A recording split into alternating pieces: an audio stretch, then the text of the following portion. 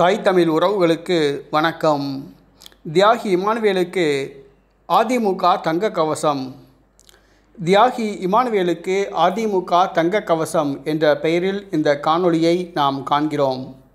செல்வி ஜெயலலிதா அதிமுக பொதுச் செயலாளராக இருந்த பொழுது பசும்பொன் முத்துராமலிங்க தேவர் அவர்களுக்கு தங்க கவசம் செய்து சமர்ப்பித்தது.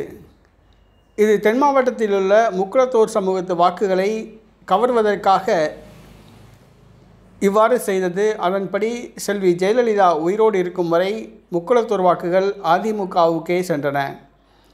இந்த சூழ்நிலையில் செல்வி ஜெயலலிதாவின் மறைவுக்கு பின்பு எடப்பாடி பழனிசாமி அதிமுக பொதுச் செயலாளராக பொறுப்பேற்ற பின் சசிகலா, டிடிவி தினகரன், OPS ஆகியோர் கட்சியிலிருந்து வெளியேற்றப்பட்டனர். இதன் காரணமாக தென் மாவட்டத்தில் முக்குளத்தோர் வாக்குகளை அதிமுக இழந்தது.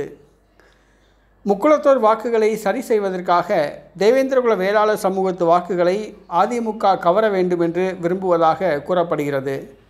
அதற்காக ஒடுக்கப்பட்டோரின் உரிமை குரல் சமூக நீதி போராளி தியாகி இமானுவேல் சேகரன் அவர்களுக்கு அதிமுக சார்பில் தங்க கவசம் செய்து தரலாமா என்று அதிமுக யோசிப்பதாக அதிமுக வட்டாரங்கள் தெரிவிக்கின்றன.